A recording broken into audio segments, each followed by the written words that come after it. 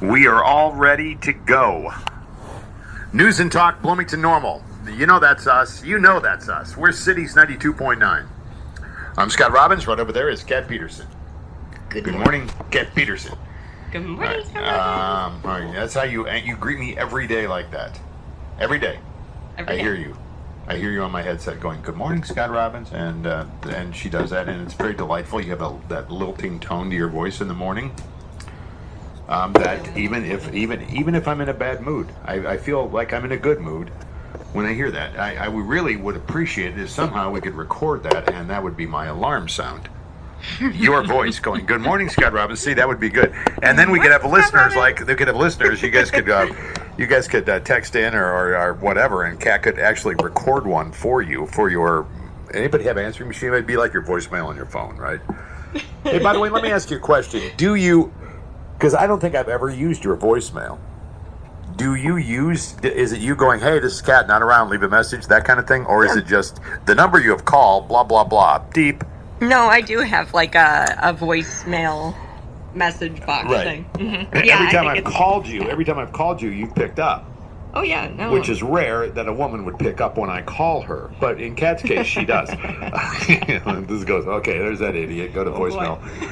Yeah.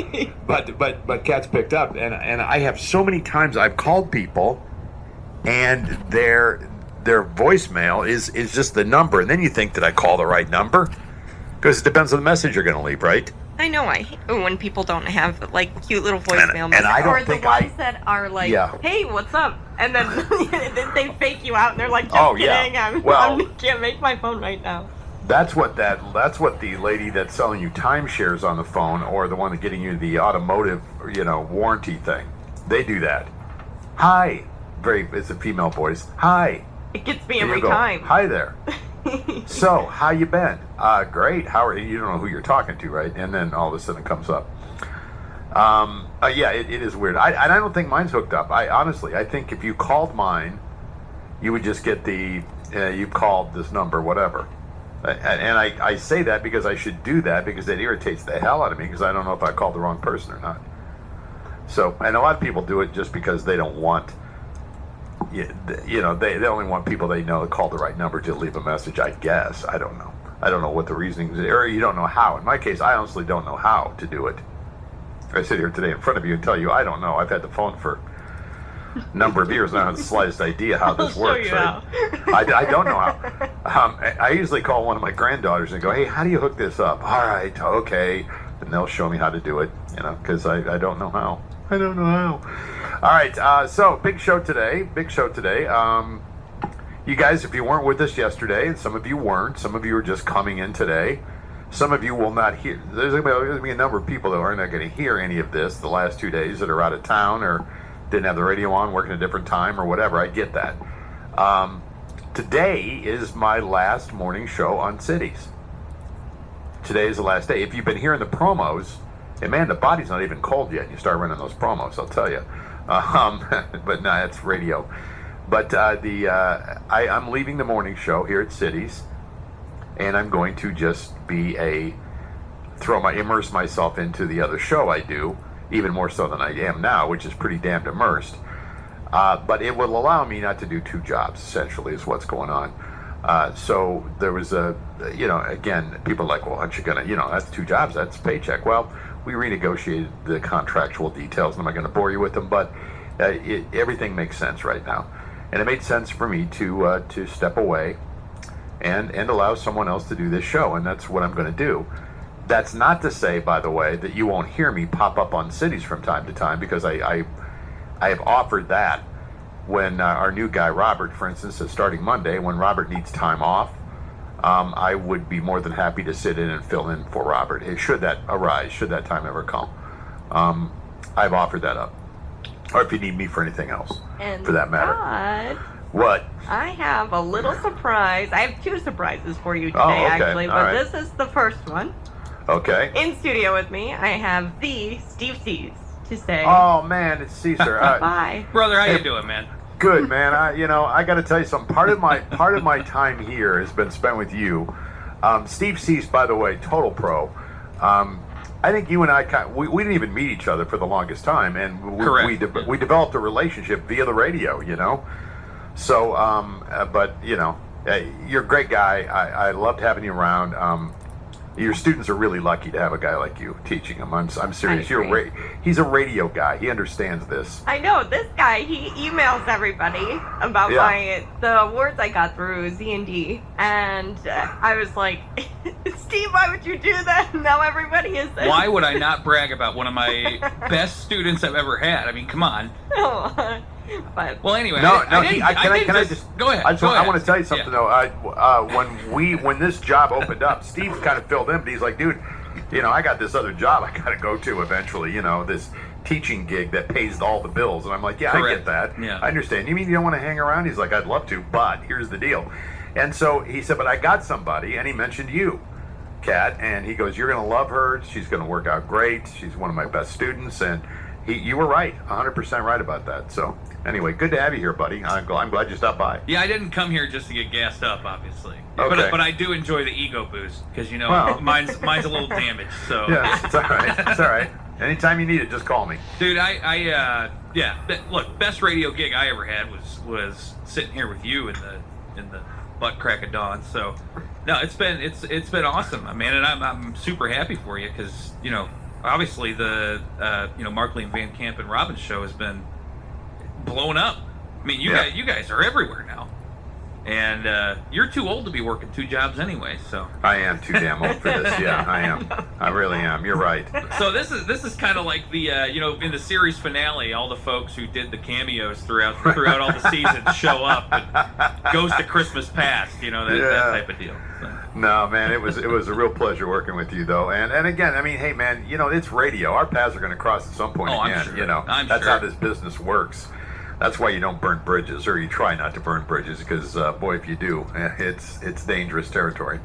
But I do appreciate you coming by today, and I know you're up early. What are you doing up so early, anyway? Well, I'm usually over at the Ill Stew by like 6:30, 6:45 for their morning show. Because I got to tell them everything they're doing wrong. Kat was there at one point in time. Yeah. Right. So yeah, I told Kat, you know, hey, I could stop by, but it'd have to be right when the show starts because I got to go over to ISU. Well, I appreciate you stopping by and molding those young minds. You've sent me so many people over the time I've been here that have been really great. Kat's been the one exception. I think, you know, Steve, and I don't know if you agree with me or not when I say this, but radio's like you have to almost breathe it. Well, yeah. You know, it can't be a job. I mean, it's got to be. It's beyond a job. It's the air you breathe and take in, and you're prepping 24/7 for your show, and I mean, it's a love thing, I think. Yeah, so. And I don't want to make it sound like radio is the toughest job in the world, but no. You know, folks are usually working weekends, working nights. You know, when other people want to be entertained, that's when folks in both radio and TV are on. You know. So that can be taxing on folks, and obviously you don't make a ton of money in radio until you get to be a Scott Robbins, you know, syndicated in 100 markets. So yeah, well, it doesn't suck. I'll put it that way. It takes you have to live and breathe it to be able to stay in it because that's the only way you're going to make it. Yes, I agree. You got to. Let me ask you this because you're and this is interesting because I sometimes will have somebody go, hey, my son or my daughter thinks broadcasting would be great. I don't necessarily steer them away from it, but when you have students coming in, I mean, and those entry-level positions are really difficult now, Steve. I mean, because so many stations don't have a night show or an overnight show where you used to be able to get your chops and get your feet wet by doing those shows when 10 people were listening. So where do you tell people to begin now? I mean, as an instructor, I mean, you've taught them everything you know. They've gone through the program and they're ready to plant their feet firmly in the broadcast industry. So what happens next? Well, how do you instruct them? First thing I tell them to do is diversify their skill set because, you know, if I can send somebody to somewhere who knows how to, you know, edit audio or be a live host, but if they can do video, if they can write, if they can do 10 different things, all of a sudden they're pretty valuable in the labor market in different areas. So that's usually the first thing I tell people, and then the second thing I tell people is give up your social life because you're going to be you're going to be doing stuff, you know, every night, every weekend, and that's just that's how you make it. That's how you got to say yes to everything for a little while. Right. There's no easy way around that. You're right. There is no way in through the back door there. One other thing I tell people, I mean, I don't know how you feel about this, or maybe you would tell them that. I said, try your own podcasting for a while. Yep. I mean, we have so many ways you can break in now that it wasn't available to me, and probably not to you either as a kid. Like, I can sit in my bedroom now and podcast. Right. I mean, I was recording, fake sportscasts on my karaoke machine on my cassette tapes, but it's so much easier today for sure. And podcasting is also an area of the industry that is starting to hire an entry-level workforce with producers and entry-level kind of assistant engineers and that type of thing. So there are a few other avenues than there were before, even though there's not quite as many jobs in the radio market as there were. But parents, if you're listening and your kids really want to get into broadcast, then send them to Mr. Cease. He does a nice job over there. And my friend Deb, too, who's still around. I think, right? Isn't Deb still there? I stare at Deb every day. Our offices are right across from each other. I haven't talked to Deb in 100 years, but we had a great working relationship for many, many years. So anyway, thanks, Steve. Thanks, buddy. Appreciate it. I know you got to go. Man. Get you to school, and you and I will be in touch. We still are. Yeah, as a matter of fact, when I knew this was going to happen, Steve, I think might have been the first guy I called. Yeah, I don't know. I know I got one pretty early. That's for sure. Yeah. I was on my way to a high school football game. I was like, really? Yeah, I just wanted to sit down and pick your brain a little bit. Yeah, that's all. So, all right, buddy. Well, I appreciate it. Thanks, man. All right, dude. Hey, we'll go grab some wings sometime, and I'll drink enough brewskis for the two of us. Well, you're going to have to. All right, I appreciate it. All right, Steve Cease joining us this morning. It's always nice to hear from Steve. Always good. And Kat was a student of Steve's for 4 years, right? Kat? 2. 2 years? Okay. I came in from community college. Right, you were much smarter. You zoomed ahead in the class. But anyway, it was cool. Thanks for having him come in, Kat. For setting that up for me. Yeah. Today's the last day. We'll have some other surprises and things along the way. Kat has promised me there's a 1-minute piece of audio she wants to play today at some point. Is it still a 1-minute piece of audio? It's about maybe a little longer, 2-minute piece of audio. Okay, and we'll play that too. I never know what to do with these situations. I never know what to say. Generally speaking, in this business, you don't get to do this. By the way, you put in your 2 weeks, they show you the door because they're afraid of what you might say on the air. That's detrimental. I don't play that game, so that's not going to come from me. I can guarantee you that. And also, just to dispel anything, I want you to know that this has nothing at all to do with the radio station, its management, its ownership, nothing. The owner of this company, I consider a friend, and they've been nothing but good to me. So it's got nothing to do with any of that, okay? Just want to clear that up. This is all a personal thing. All right, break, back in a minute. News and Talk, Bloomington Normal. That's us. We're Cities 92.9.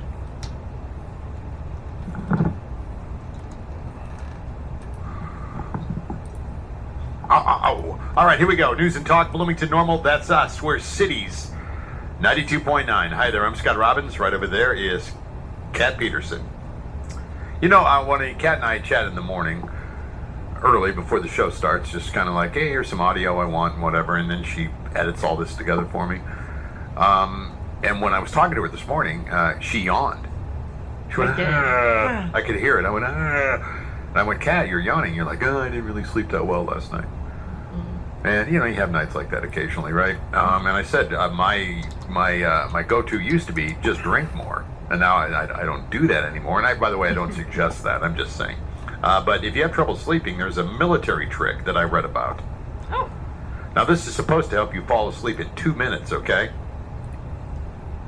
I think this is more meant for airplanes and long car rides, but it works in bed too. It's all about relaxing muscles one at a time. Here are the 4 steps. Relax in your seat or in your bed. If you're sitting, put both feet flat on the ground and let your hands in your lap, or put your hands in the lap. Take slow, deep breaths. Focus on relaxing every muscle in your face. Let your forehead, cheeks, and mouth and jaw just go limp. Relax your upper body. Let your shoulders drop and relax your neck. Then starting with your dominant side, let your biceps, forearm, hands, fingers relax. Same thing with your lower body. Tell your thighs, just relax, or just think it. Just think it. Just think, relax, relax, relax. Move down to your calves, ankles, and feet. Do one leg at a time. Close your mind for 10 seconds. Just like meditation, focus on your breathing.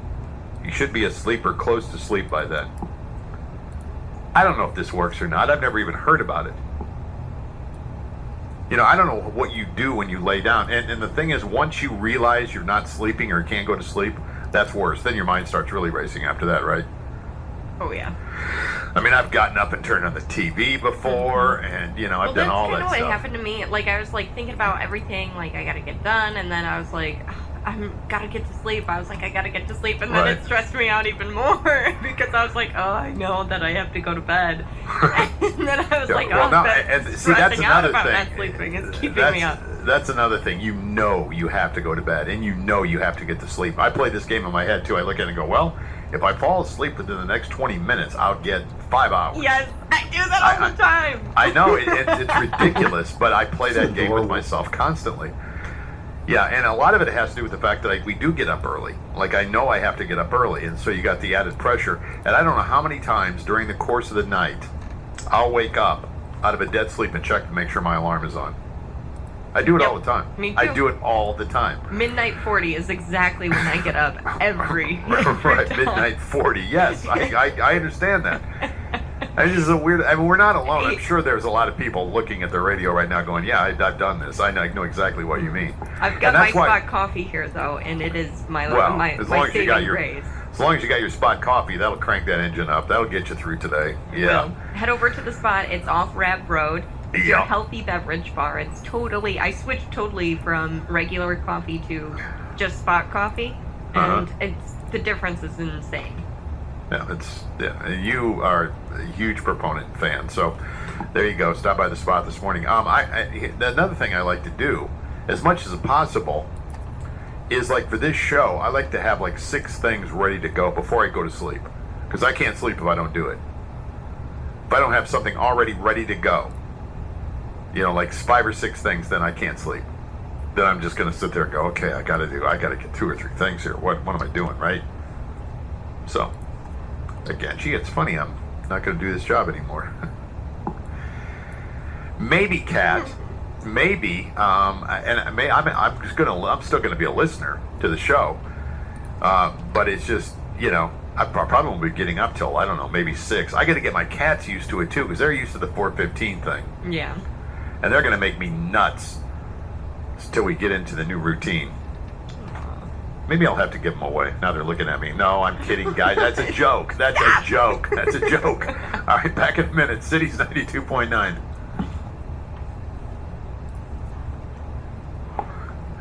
Yeah, buddy. Off and running. News and talk. Bloomington Normal. That's us.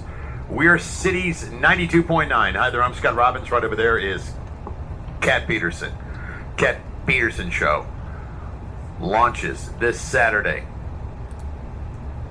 5 to 7. Kat Peterson Show. Conservative Kat's the name of the show. Remember it by name. Make a note. Jot down a note to yourself. Got to hear this show. So that's coming up 5 to 7 Saturday. By the way, I sent you a text today. I need you to send me your logo again for your show. Yes, I will. Because for some reason, I can't find the one you sent me. Who knows? I don't know what happened to it. But anyway, I want to do that because everybody should listen. By the way, since I announced this is my last day on the air here at Cities, not my last day in broadcast, the Mark Lee Van Camp and Robbins show will live on. It's here. You hear it at 8 o'clock at night. We do it in real time from 11 a.m. until 2 p.m. So just, you know, have some kind of understanding about where I'm going with all this. That show, the reason I'm leaving here is not because I'm mad or, you know, people jack me around or any of that stuff. I'm leaving here because the demands of the other job have become greater than I can deal with by doing both shows. I've been doing 2 shows. And the reason I did 2 shows, a couple of things here. Maybe I hope you never have to go through what I went through health-wise. But I didn't work at all. I couldn't work at all for a couple of years. So you lose 2 years worth of your income. I had a disability policy, fortunately. But it's a tough nut. I'm not used to not working. I've always worked. Most of you have. Most of you listening now are like, I understand work ethic because you're on your way to work. You get it. But when this job came up, it was like I didn't really have a job.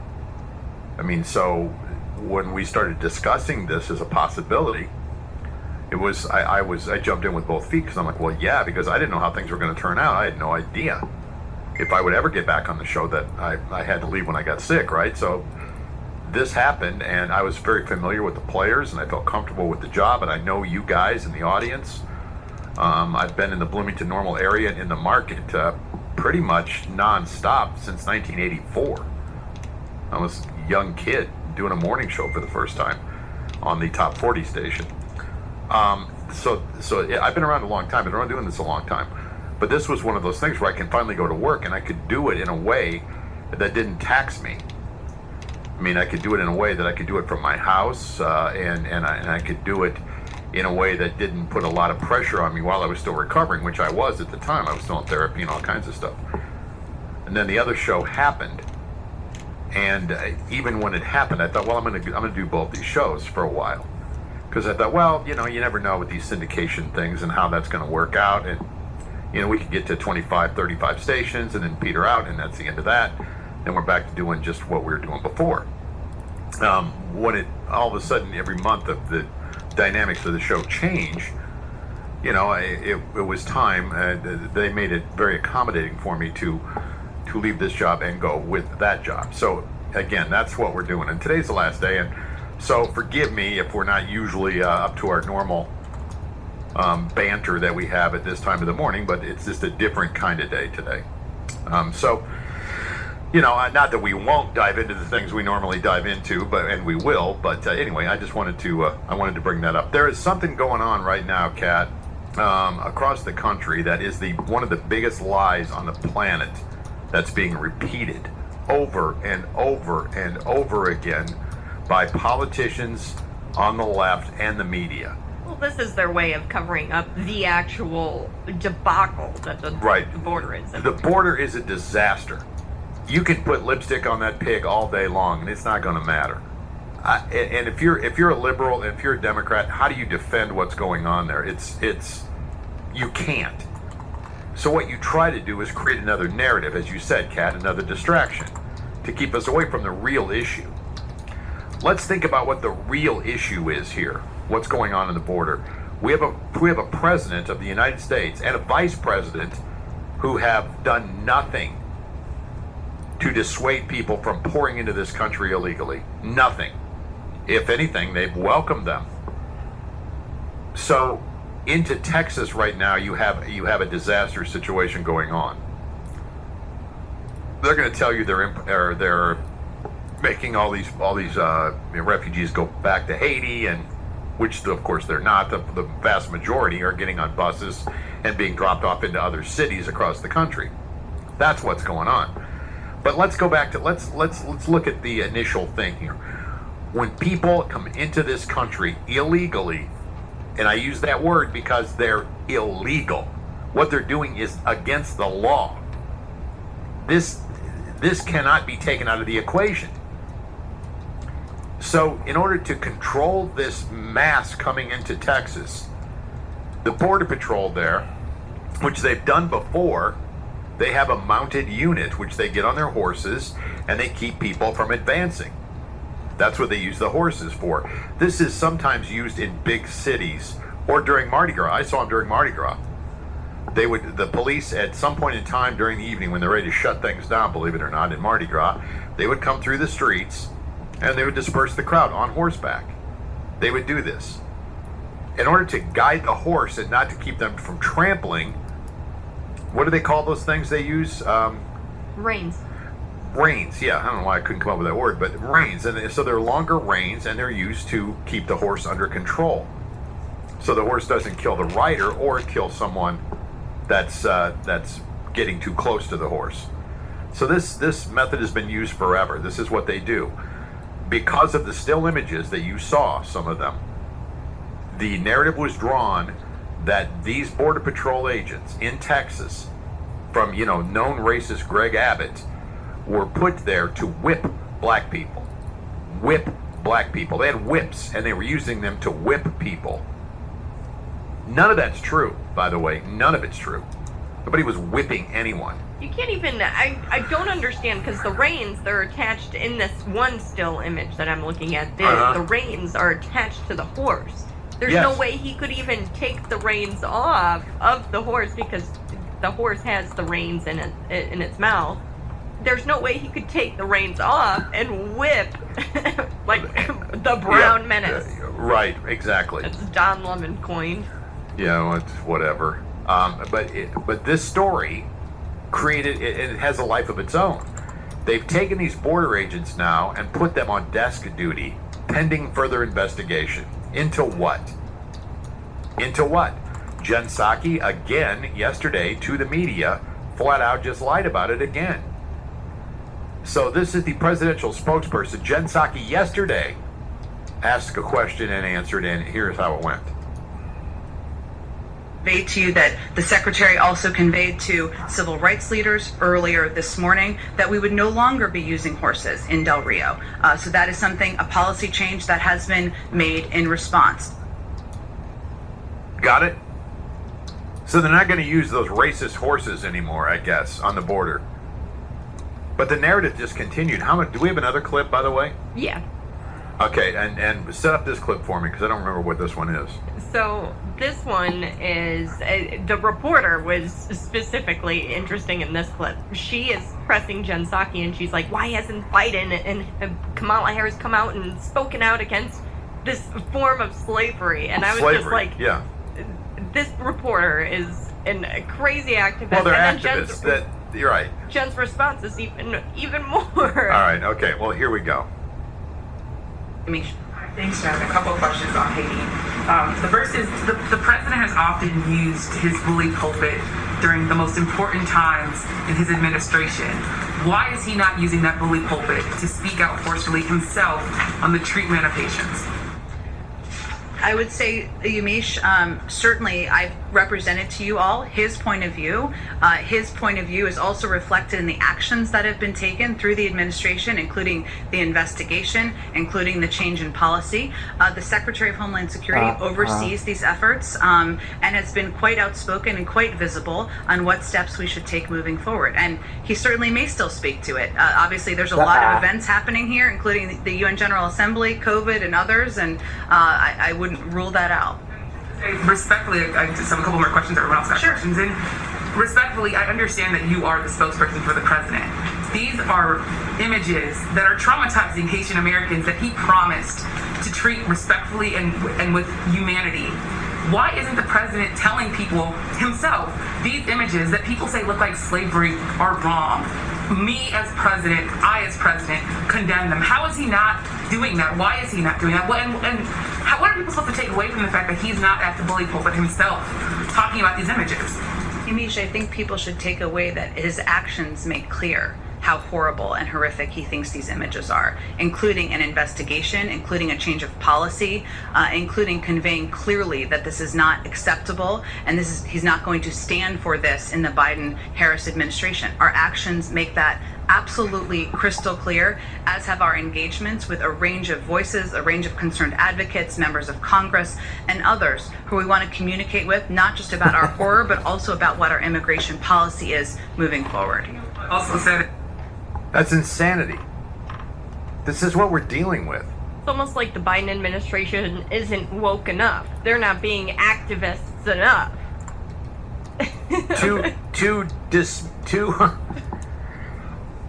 But it's not. No, that's true. It's a false narrative. It's completely false. They want it to be true. They want those border guards to be there with bullwhips.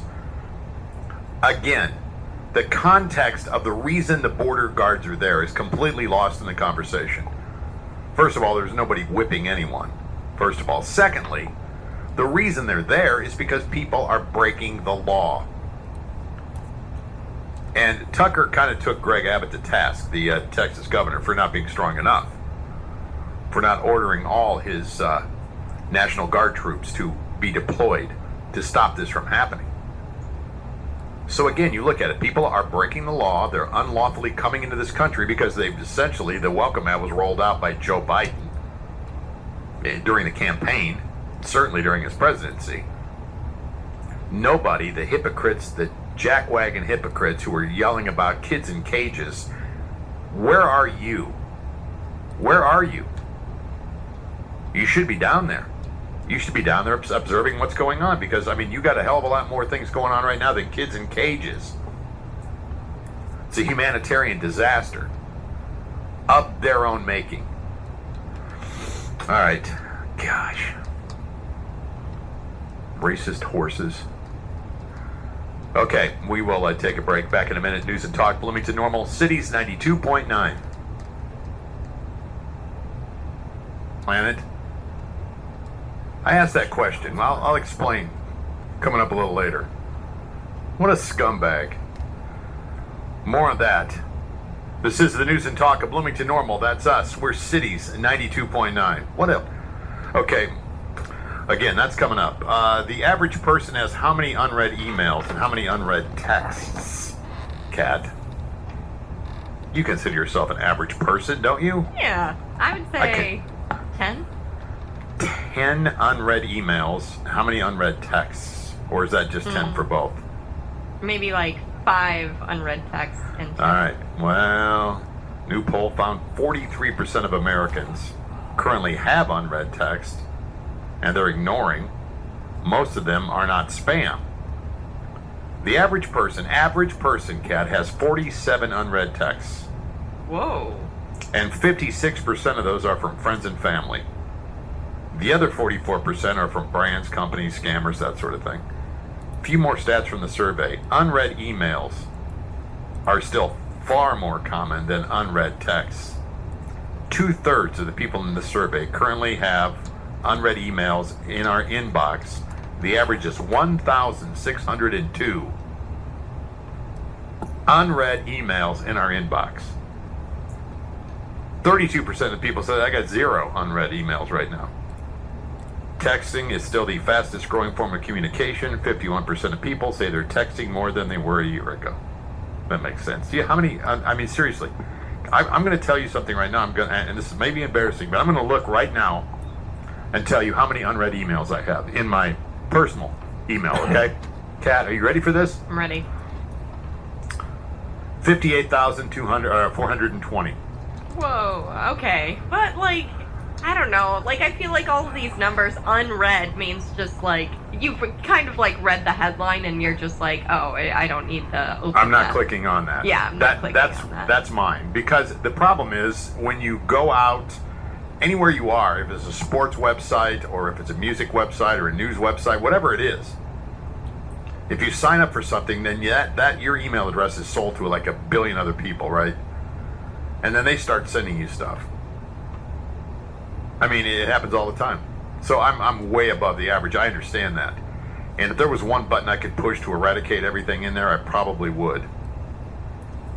But I have to go through everything, and it's just a pain. I just don't do it. So I don't know, at what point in time my phone just blows up in my pocket. Like, okay, I can't have it anymore. The top people we enjoy getting a text from are friends, siblings, followed by our parents. Well, my mother doesn't know the first thing about texting, so I don't have to worry about that. My sister and I very rarely text each other. So most of mine's friends. The number one person we don't want to get a text from is the boss. But the poll also found that texting people at work is much more common than it used to be. Yeah, there you go. All right, we'll take a break. Fox News, top of the hour. J.B. Pritzker is a horrible human being. We have another example of that, as if you didn't already know. That's on the way. News and Talk, Bloomington Normal, that's us. We're Cities 92.9.